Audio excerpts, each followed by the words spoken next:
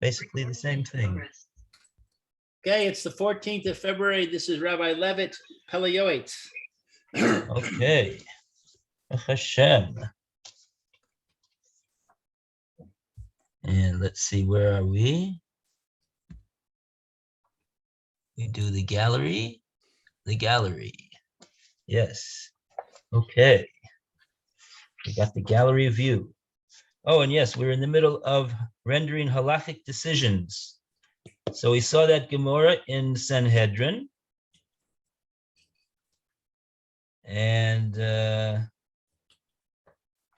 okay, so far it's made it quite yeah. No Rav is allowed to issue any psak unless he sees it in the a sefer. What is the rule if you're not a Rav? Well, what does it mean that somebody is a Rav and somebody's not a Rav? What does that mean exactly? I'm assuming it means that he has smicha, that he has some kind of official certification from some legitimate Orthodox source that says he's a rabbi. So if that would be so, then we would not be allowed to use the Mishnah Berurah. Why not? The Mishnah Berurah said that he's a balabayit. The Chavetz Chaim is not a rabbi. I don't know where he got smicha from. Mm-hmm. So I'd make an exception in his case. Yeah. So in other words, so in other words, what you're saying is that generally speaking, with the way especially the way the situation is today, we would like to be and the truth is that and the truth of the matter is okay, it's a different type of it depends on the world that you're in over there. Somebody in some circles, some shuls, they would not think of hiring anybody to be a rav. A lot of times they don't want to have a rav altogether, but we're not going to talk about that. But let's say they do want a rav, but they wouldn't think of hiring anybody unless he had some type of official certification. Because otherwise, how do they know that he knows anything?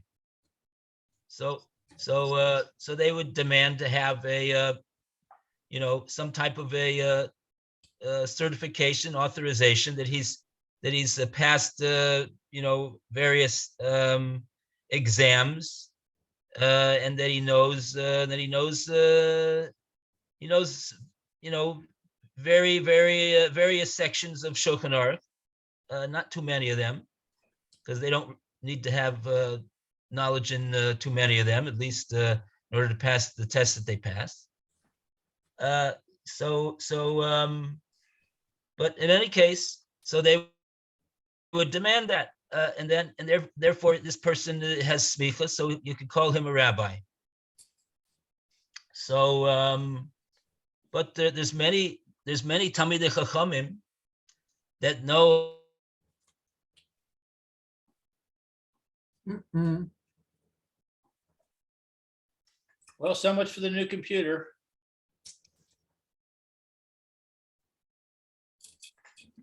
So you froze for a moment. You froze for a moment. Please go back a sentence. There's many people that we would certainly call them Rav, and they never underwent a formal program to take various tests get the official certification that they are a that they have some type of a certification or authorization that they can now be called a rabbi. But the reason that we rely on them is because everybody knows that they are scholars, and they know and they're able to answer halachic questions. And there was never a doubt that they were not able to do so. And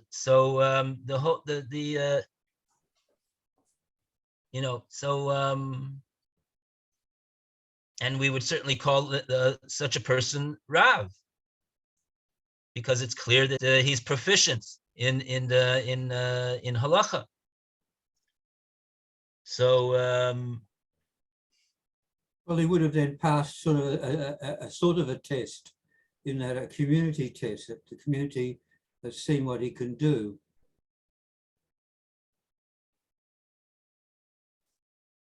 I'm actually thinking from the other perspective. I think the rabbi, it's not. I'm actually thinking about from the other's perspective of somebody who's clearly not a Rav. Like, for example, me, I'm not a Rav. I'm not even close to being a Rav. But I do follow the halacha, and there's a lot of halachas that I know.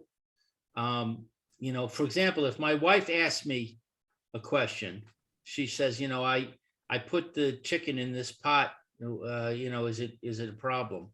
So then I answer her. If I'm confident that I know the answer, then I just answer her. If I'm not confident, then I say we gotta call the rabbi and find out.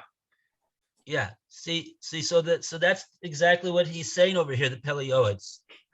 The Pele Yoetz is really saying that even anyone. He's not talking about somebody who had.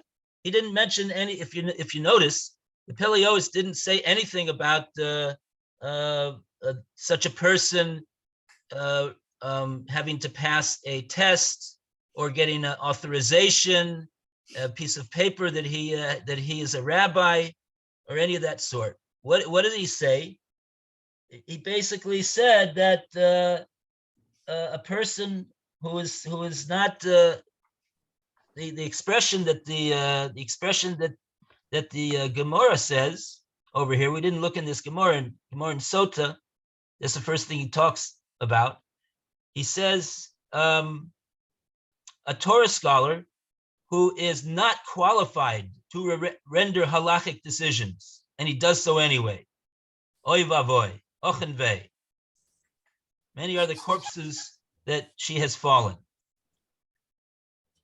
What's the requirements to be considered to be qualified to render halachic decisions? That you know the answer to the question, and it's clear to you that you know the answer to the question, and there's no doubt that you know the answer to the question, period. That's all. Now, how do you know that you know or you don't know? Well, you have to trust the one that you're asking the question to.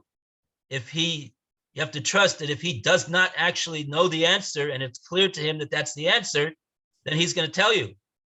He's going to say, "Oh, I'm going to have to look that up. Oh, I'm going to have to, think about that. I don't know the answer to that question." But if he's embarrassed to do so, and he just answers what he thinks is the correct answer, that's what the Pele Yoetz is saying is a big problem. But I don't mean to scare you about any of the Rabbanim that you consult.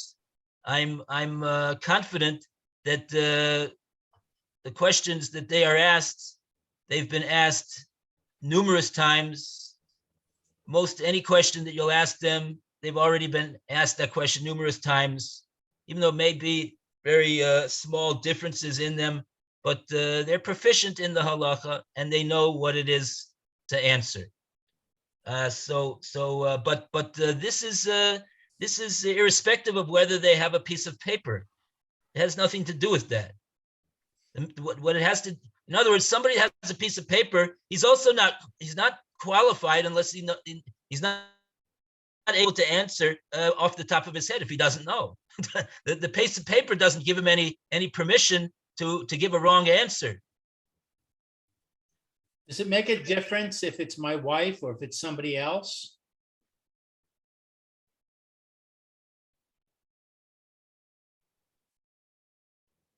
He's frozen again. Why, I knocked his socks off. It's got nothing to do with being quote unquote a Rav. There's no such thing as a Rav is a what is a Rav? A Rav is someone that knows, and he's able to he's able to answer the question. He's able to teach. He's able to give a correct answer. And if he doesn't know, he says, "I don't know." Does it make a difference if it's my wife or somebody else that I'm answering a question for? No. As long as the person is required to follow the halacha, and they're asking you what's the answer to this halacha query, then you have an absolute obligation to make sure if you do answer them an answer that you know for a fact that that's the correct answer. And what about if it's unsolicited? Should I tell somebody that the halacha if they don't ask me? Well, why not? If they're doing something that's you see that they're doing something that is not correct, you're obligated to point out to them that what they're doing is not correct, and they have to do it according to the halacha. I mean, of course, you have to do it in such a way that they'll be able to accept it. That's goes without saying. But certainly there's every Jew has an obligation to make sure that his fellow Jew follows the halacha, because he's exactly the same level of obligation as you are. And if he doesn't know, so he's got to learn. And if he's not doesn't want to learn, he's not interested in learning, he doesn't care about what you have to say, so then that's there's not so then you deal with that situation accordingly. But he's no less obligated to keep the halacha than you are.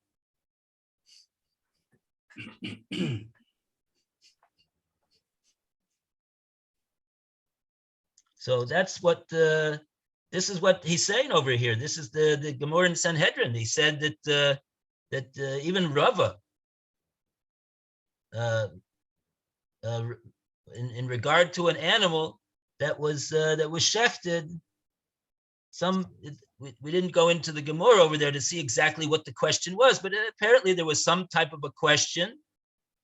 I don't know why it is that Rava did that.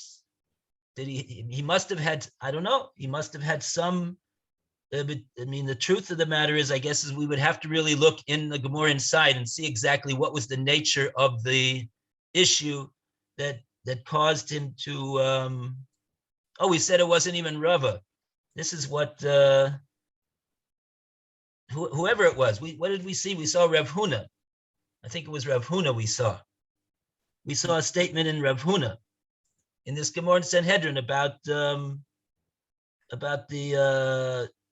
everybody will receive a sliver of the beam. Everybody is going to take responsibility for this halakhic decision that I'm rendering here. And so if it's not correct, so then But what exactly was the question? It apparently was that there was some type of a question. Could be that the question was not in halacha. In other words, sometimes you have a situation where the halacha is clear, but especially when it comes to shchita and things like that, the mitzias, this actual the look of this organ, the look of this hole in this animal, the look of the bone, the look of the pupik. There's no end to the questions of, is this what the halacha says is kosher, or is this what the halacha says is treif? So maybe that's what I don't know. We'd have to look in the Gemara inside again and see exactly what how the commentators understand what was Rav's what was Rav Huna's issue over there. It'd be interesting to do that. I would be interested to do it. You understand what I'm saying? Yes. Let's take a look. We're looking at Sota or Sanhedrin? No, Sanhedrin 7b.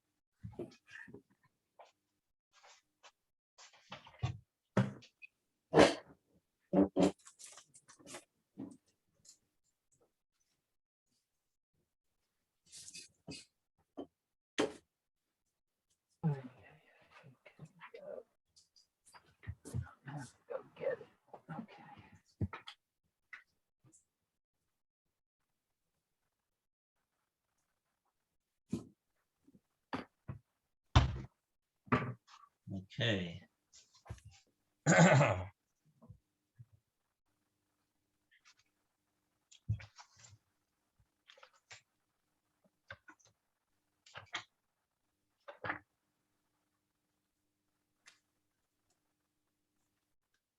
Oh, 3 lines after the spread.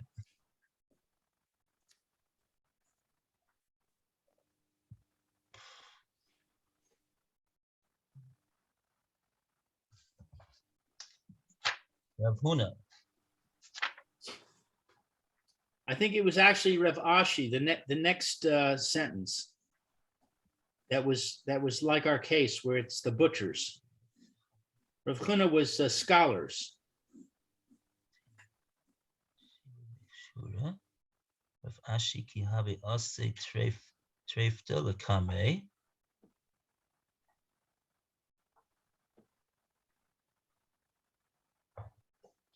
Okay, so Rav Ashi ki habe ase treifasa lekame, when they brought a treifa in front of him. Now I'm assuming okay. Let's see what it says over here.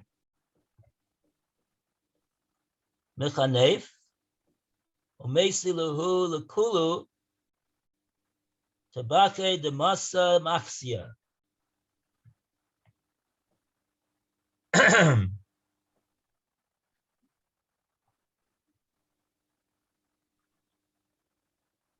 So what did he do? He I don't know how long this took exactly. He brought over there kulu tabache demasa maxia. He brought all of the shochtim that were found in Masa Maxia, is the name of the city.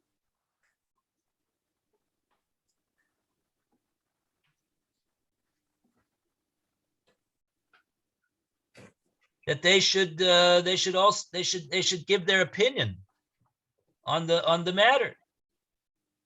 Amar, and he said,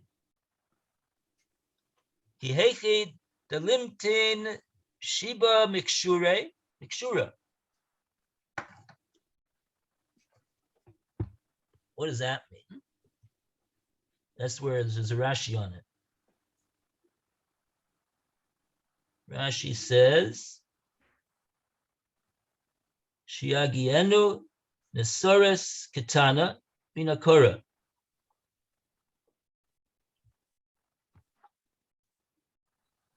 Should reach us a chip from the beam of from the piece of lumber. Kloimar she'im nota.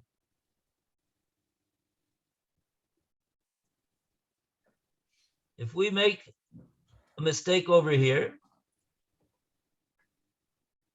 Ishtalesh ha'onesh ben kulanu v'ikalu me'alai. So then the punishment for the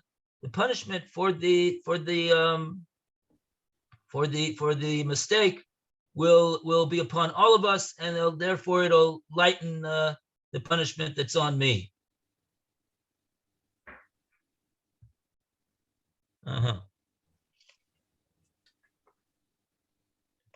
Okay, so at least just from reading those lines that we read, there's the Gemara doesn't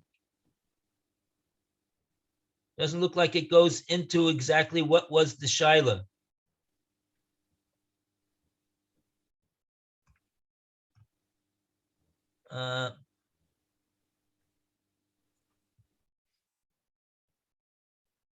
Wouldn't the child be that, is it treif or not?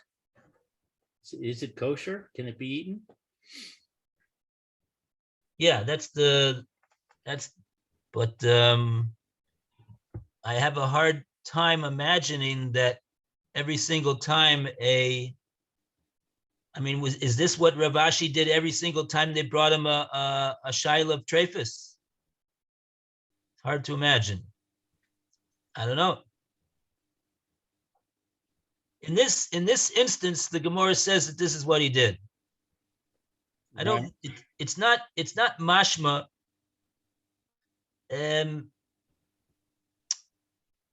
I don't know if that's what the Gemara means to tell us, that whenever a treifa was brought before him. No, it's relating us. It's relating the. It sounds like it's a.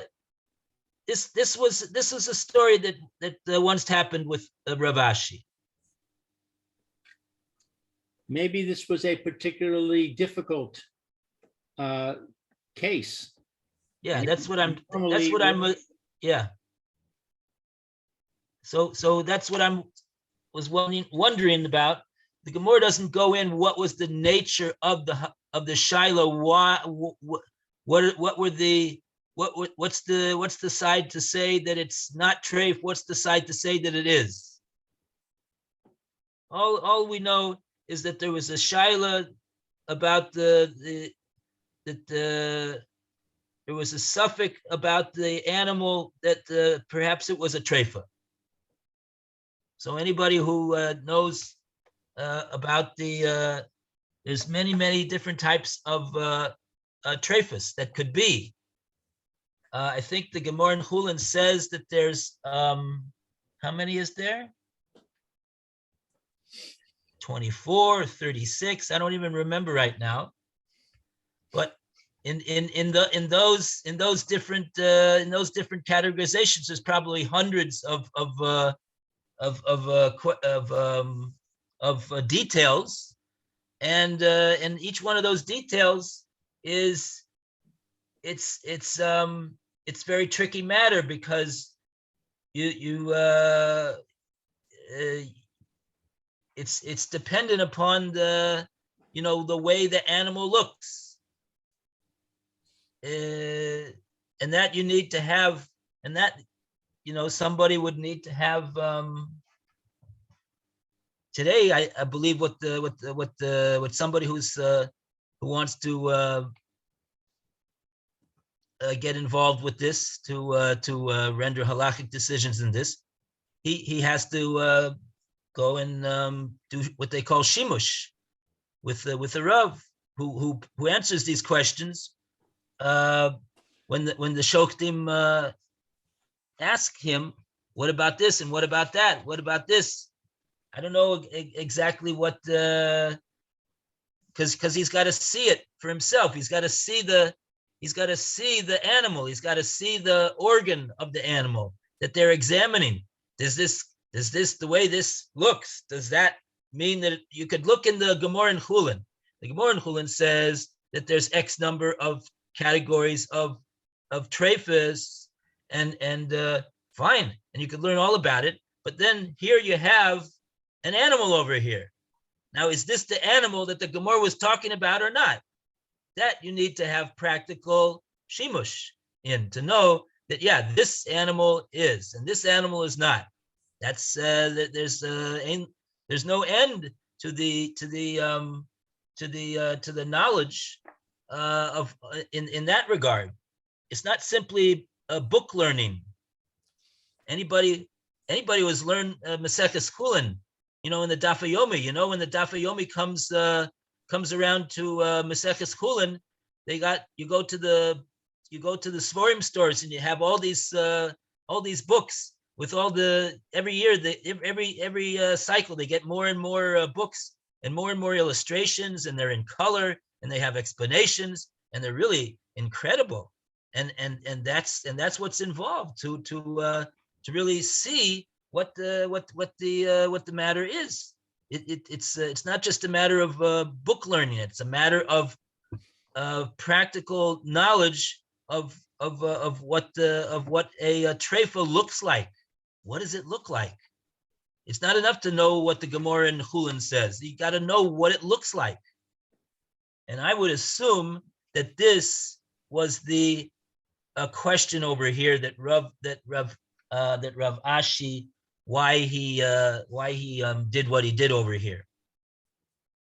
I work with a shochet who up until recently was a student, and whenever he shechted, the Rav had to come with him. The Rav had to supervise, and they spent a lot of time every time he shechted an animal. They spent a lot of time together. They would be standing there over the animal, looking and feeling different things, the lungs and the liver, and he would be explaining to him and showing him examples, and this went on for years. So just like you're saying, wow, there has to be extensive hands-on experience between two people actually looking at the things. Right. So yeah, I mean, it's, especially today, Baruch Hashem, that there's such a large Jewish community all over the world. This community, that community, here in Eretz Yisrael, America, and each one of them, there's countless kashrus organizations that supervise the shechita of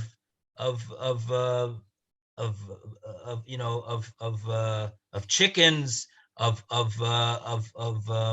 cows, and I mean, it's like an assembly line. You go to a slaughterhouse. It's an assembly line. It's automated. All those, and then there's questions about the knife that the shochet is using. Does it have a pegima? It's it's really, it's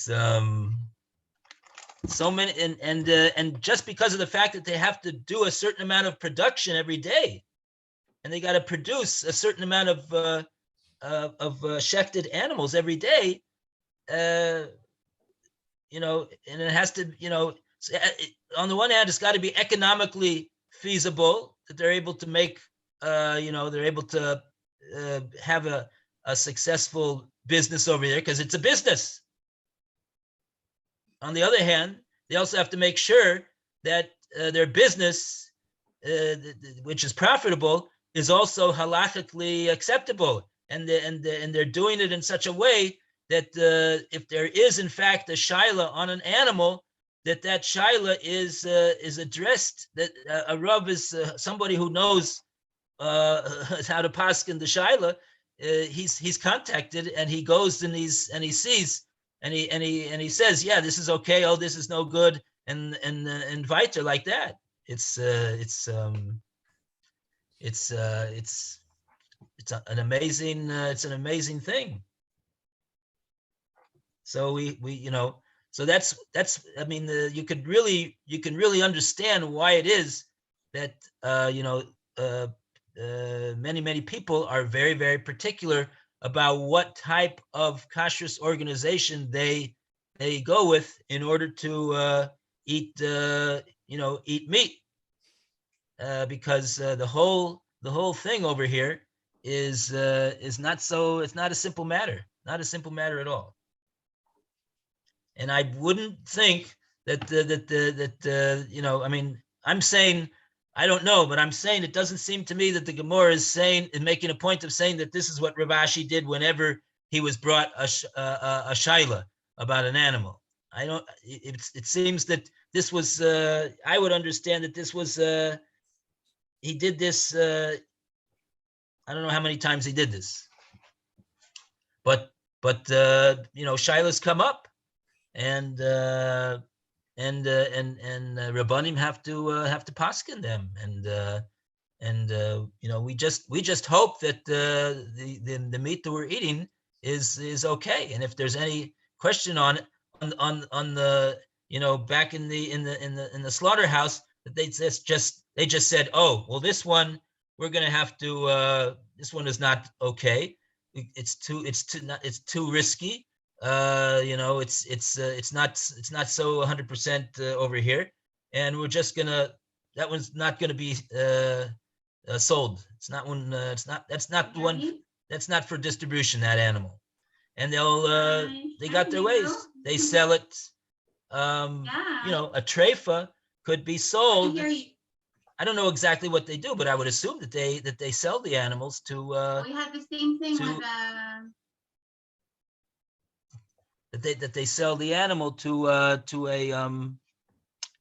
non-Jew, I would assume, to cover their costs. I don't know. That's I've seen them do that. They'd be allowed to do that.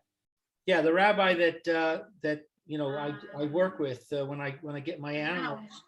Don't hear anything? He has contacts, and he has Arab contacts that he calls, and he says, I've got, because even if the animal is kosher, the hindquarter, unless you have a Sephardi there, the hindquarter is not kosher. So you've got to sell the back half to I'm having trouble with the thing over here. Turn this off. Maybe there's confusion over here. Yeah, it could be. I think that this, because it might get mixed up between your computer and my computer. It's hooked up to my computer. Oh, okay. I was using a speaker, but the speaker is hooked up to the other computer, so that's why we were getting. That's why we were getting.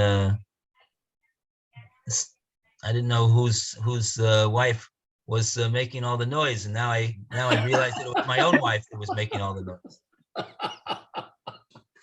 Well, I don't know if you heard me, Rabbi. I was just saying that the rabbi that I work with, when I get my animal slaughtered, he has a whole contact list of Arabs that he calls, because even if the animal's kosher, the hindquarters is not kosher unless you have a Sephardi there.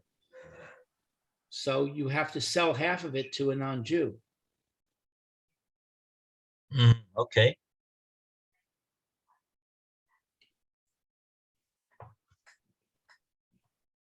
Oh yeah, right.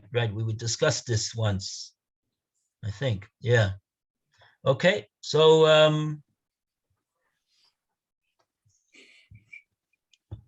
very good.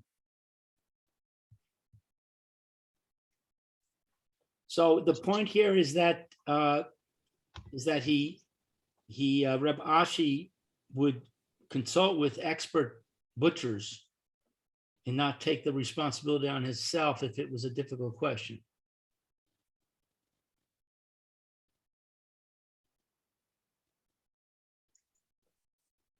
Right. In other words, he may have known Rav Ashi, as far as the psak halacha goes. There was no doubt, but what was in doubt over here was a matter of the actual look of the animal, what they could see with their eyes. Is this conformed to the? Is this the case, which is the case of a treifa, or is this animal the case of which is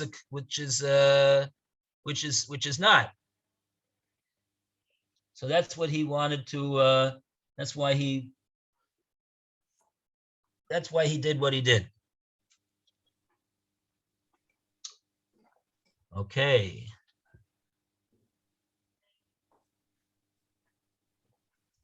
So that brings us up to the second paragraph of page 235. And a round of applause for page 234. And now we want to call upon, who should we call upon now? Who wants to read? Roy, would you like to read? Okay. 235, I have already written. I've already written a different solution. The upright path is that the city should appoint individuals who will stand by the right of the halakhic decisor. They should not affix a judgment according to the letter of the law. Rather, judgment should be based on arbitration, which approximates an accurate decision. Everything which is said here and in the entry Mishpat Vadin is not directed to those who sit on the bench of judgment.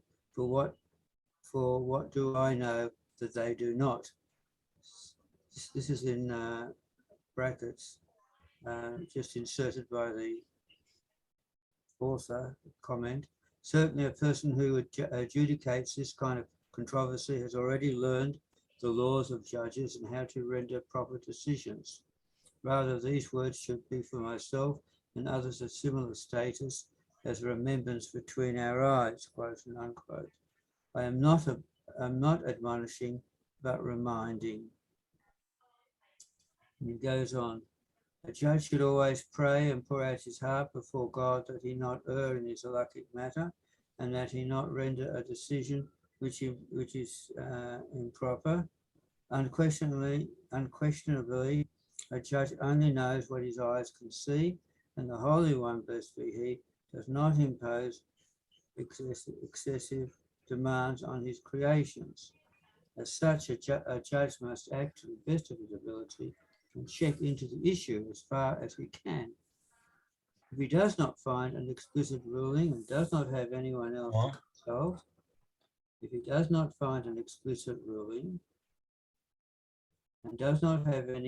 to consult, yet must render decision immediately, he should try to rule in favor of stringency in order to minimize any damage. It is better to prohibit that which is permitted than to permit that which is prohibited. In a city where there are people who can judge and register decisions, he should not go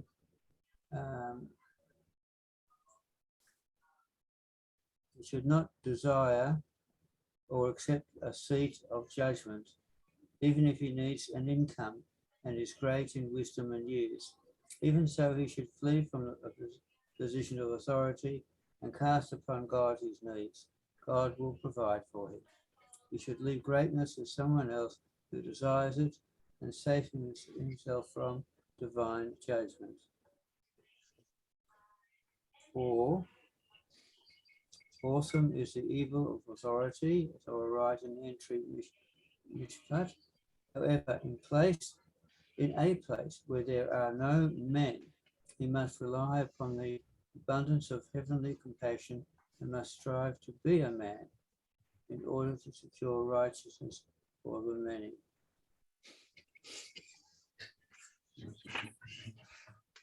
Okay, so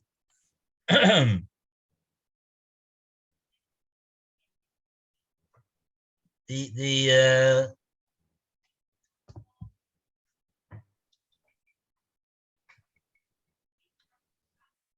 like he says, he's not talking to the Dayanim and the Rabbanim who are because they, of course, he says they for whoever I know, they for what do I know that they do not, he says.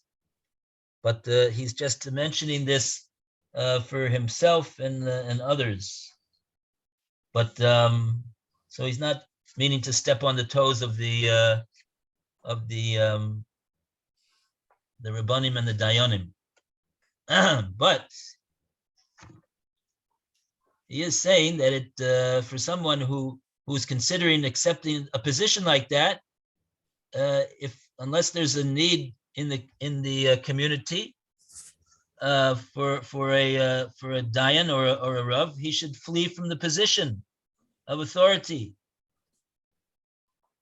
because it's the responsibility put upon him to have to render halakhic decisions is too it's not worth it, he says. It's not worth it if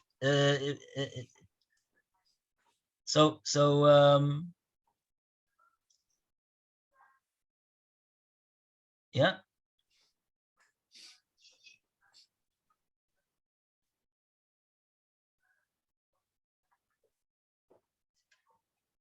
Okay. Fine. And a round of applause for page 235. And we will go to Hadlaka, lighting candles. Lou, would you like to continue? The actual lighting and not placement of the candles is the fulfillment of the mitzvah of lighting Shabbat and Hanukkah candles, as I will write in the entry Ner. Lighting candles in the synagogue is also a mitzvah, as it is written, honor God with lights. However, it has already been said that a person needs to choose between that which is good and that which is better. As such, a man who is not so affluent as to be able to hold on to this and to that. Instead of giving candles and oil to the synagogue, items that without his contribution would not be lacking, for a community is never poor.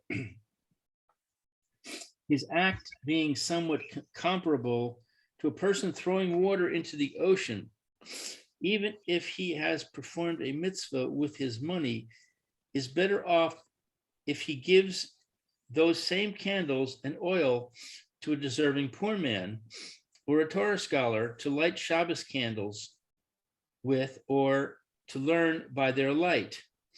Therefore, he should do this even on a yard site. The satisfaction provided to the souls of his parents will be increased according to the greatness of the mitzvah, unless he is specifically providing for the synagogue to honor the living and the dead, and in order that people might not malign him. Because not everyone knows that it is more proper to do as I have recommended. Yet he should not light an excessive amount of candles if he does not have the means. Charity is greater than sacrifices, all the more so than lighting candles in the synagogue. This is on condition that he allocates the amount that he would have given for candles and oil for the purchase of candles and oil for the poor or Torah scholars, beyond that which he intended to give for charity. This will be good before God and for the souls of his parents.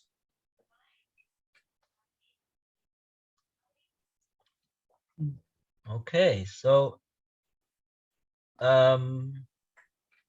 it seems that we're talking about three different categories in regard to lighting candles.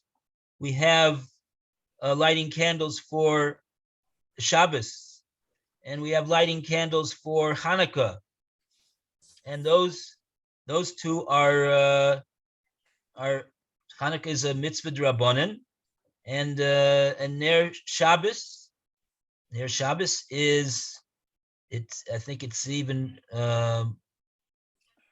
more than that, and because it's first of all it's shalom bayis involved. There's if someone only has Shabbos and Hanukkah, we said that he should light take the money and use it for Shabbos because of shalom bayis. But in regard to the matter of lighting in the shul, so he says even though there certainly is it is a mitzvah. He quotes a pasuk in Yeshaya, but nevertheless, it's not in the same level of obligation as the other two, and so therefore, he says a very interesting thing. Even though the custom is that people light a candle, and you can see it in all the svarim on the Yoetz site for his parents, but if he says the satisfaction provided to his parents will be increased if he does a greater mitzvah with the funds that he has. He's not saying not to do it. I guess he means to say if all he had himself was just the candle, was just this candle, and what is he going to do with it? He only has that candle. Instead of using it to light a yort site for his parents, he should use it. He should give it to somebody who needs to light Shabbos candles, because that's a greater mitzvah. It's a very interesting idea that he has over here.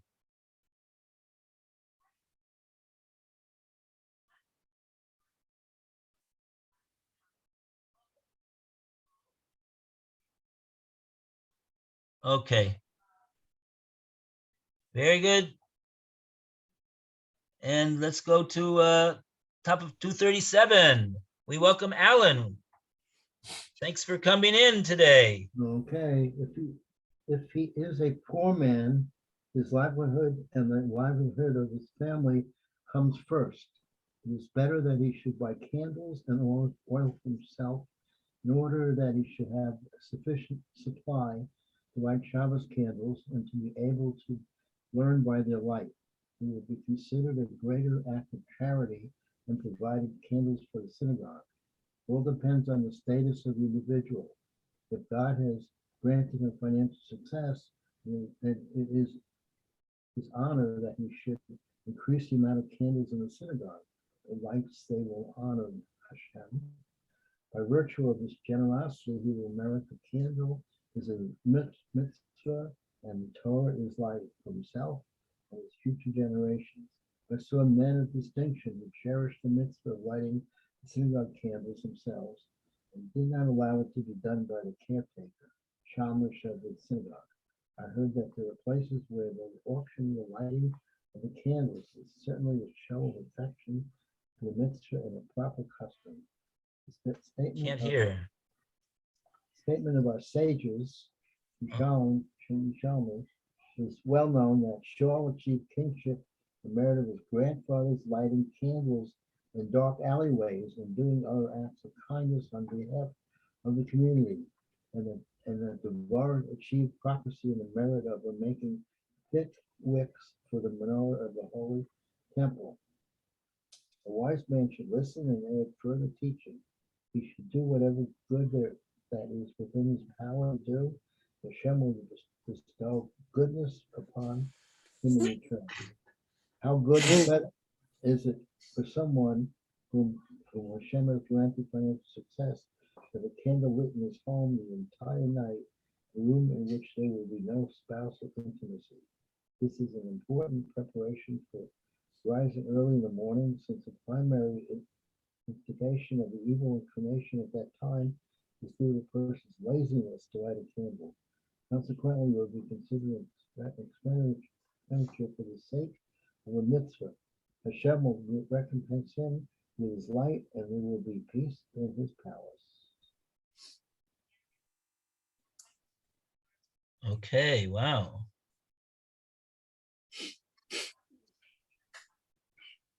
Yes, some people can't sleep properly, though, unless the room is totally dark. So you have to, use your judgment on that one. So very good. And we go to Mayor. Oh, Mayor has 2 minutes. Hein Sedek, the righteous response, please. Okay, our sages in Pesachim said, your yes should be righteous and your no should be righteous. Rav said to Rav Kahana, turn over a dead animal, but do not turn over your words. It is proper that a man should have in the mindset of his maker that for good he will not change his decision, but for bad he will. Likewise, a man should do that which is good. For example, if he promised to do something good for his friend or not do anything bad, then he should not back out under any circumstance or for any reasons in the world. It would be a great embarrassment. However, if he expressed his desire to do something bad or not do something good, he should not insist on fulfilling his promise. Our sages in Eruvin already said, whoever is enticed by wine emulates the mindset of his maker, as it is written in Breshit. And God smelled the sweetness of fragrance. Rashi explains that whoever is enticed by wine refers to someone who, when he drinks a small amount of wine, overlooks anything bad because his mind is carefree. And when people attempt to appease him, he acquiesces.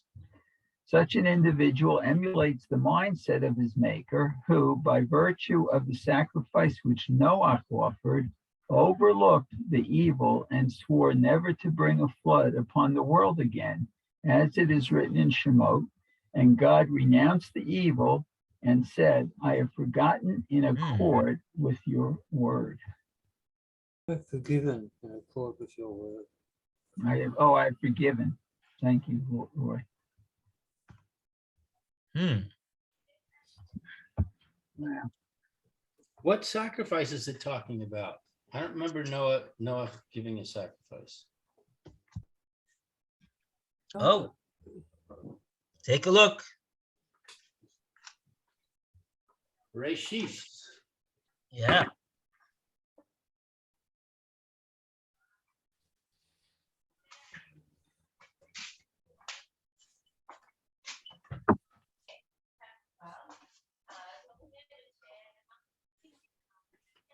He offered sacrifice when he got out of the ark.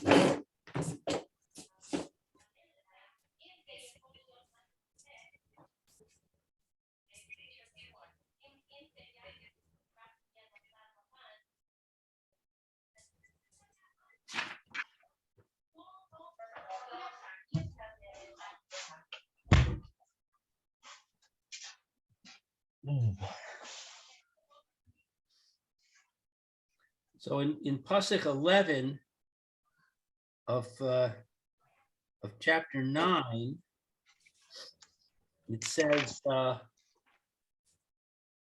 there won't be any more floods.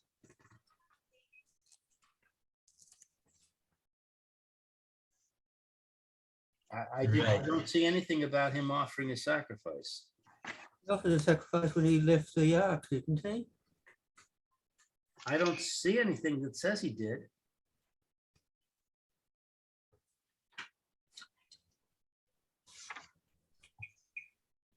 Okay, and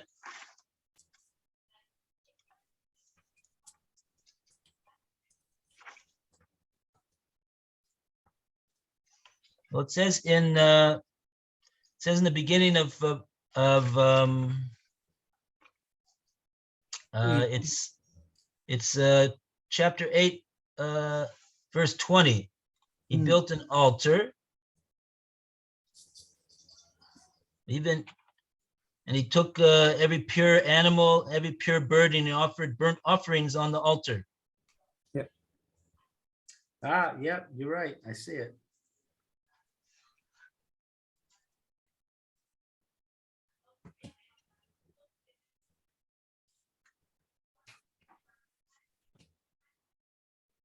Okay. All right. Okay, very good. A good day to Mayor. All the best. May I Sus ask you one- Koivos. Amen. May I ask you one question, please, if you know the answer? Oh, after we had that Pele Yoetz, I don't know. This, I don't know, maybe you just know from experience. If someone has a yard site in Adar, and Yeah, there are 2 Adars in this year, right. do you light the candle in each Adar? So when was the yard site in Actually, Adar, there was